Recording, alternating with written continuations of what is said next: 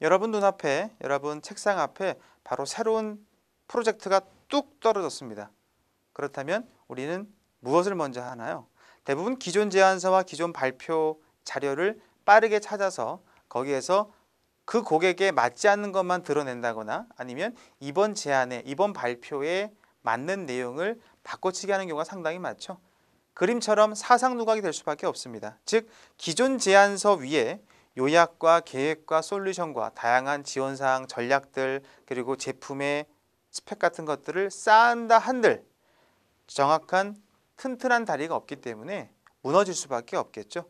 이것은 무너진다라는 의미는 기존 제안서의 탑처럼 쌓아가는 이런 방식으로는 고객한테 최적화될 수도 없고요. 그 고객이 만족할 수도 없죠. 실제 제안서에 고객 이름이 잘못돼서 프레젠테이션을 망치는 경우도 몇 번 있다라고 하는 걸 제가 듣고 보기도 했습니다. 기존에 우리가 제안서와 프레젠테이션을 전반적으로 제안의 흐름을 본다면 기본적으로 분석을 하고 그리고 거기에 따르는 기획 전략을 하게 되죠. 그리고 제안서 작성, 그리고 요약서 작성, 그리고 프레젠테이션, 그리고 디자인을 좀 더 가미해서 이제 리허설을 하게 되는데요. 대부분 이렇게 6개 단계 정도로 흘러가게 되죠. 아주 간단하게는 뭐 분석 기획, 그리고 제작, 그리고 발표 이렇게 흘러가게 됩니다.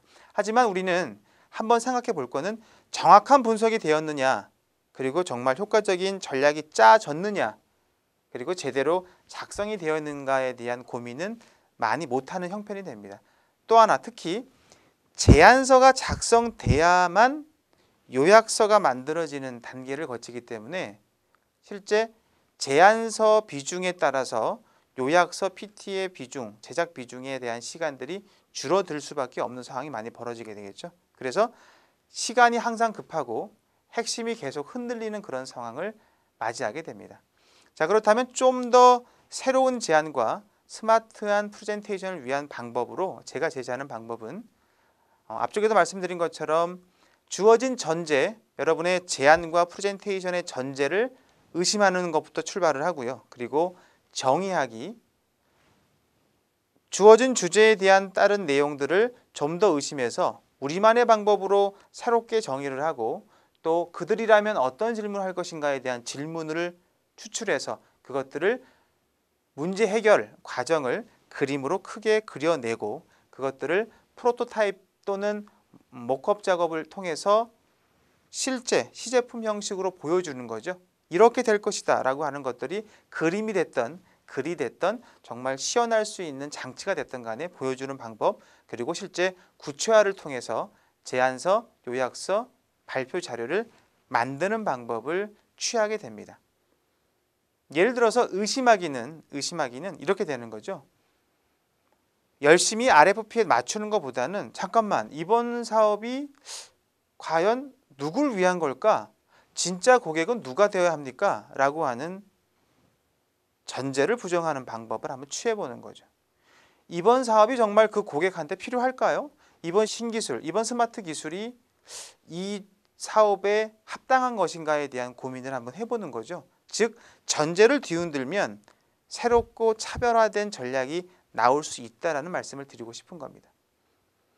루이비통의 CEO 이브 카셀은 이런 얘기를 했습니다.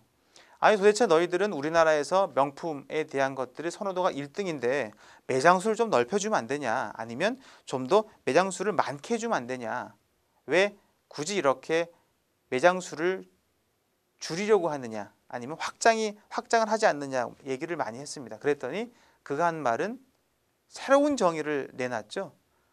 매장 수가 정말 중요합니까? 하지만 우리는 명품이기 때문에 중요한 것은 매장 수가 아니라 고객들과의 매장 안에서의 놀라운 경험입니다. 그렇기 때문에 그 경험을 충분히 누릴 수만 있다면 그 매장을 수락하지만 그러지 않는다면 매장을 수락하지 않습니다. 결국은 중요하게 바라보는 관점이 달랐고 그리고 새롭게 정의하는 것도 다르게 나왔던 거죠. 결국은 새로움을 전달하려면 전제를 부정하고 또 우리만의 생각과 패턴으로 정의를 한번 해봐야 됩니다. 질문하기는 가장 좋은 방법 중에 하나가 되겠죠. 내가 그들이라면 과연 어떤 질문을 할 것인가? 뭐 이걸 좀 더 재밌게 할 수도 있습니다.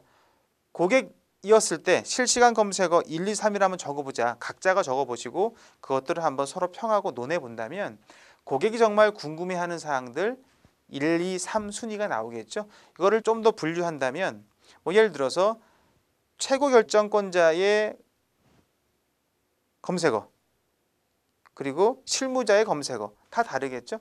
그 중에서 가장 점수를 많이 받은 검색어를 가지고 질문에 답을 찾아가는 방법도 여러분들이 제안이라고 하는 멋진 내용을 꾸릴 때 아주 필요한 사항이 됩니다.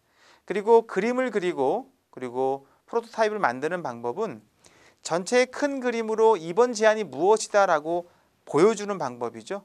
그리고 시간차 순으로 흘러가면서 이번 제안이 진행되는 과정을 보여준다거나 비포 애프터 아니면 as is to be 그죠?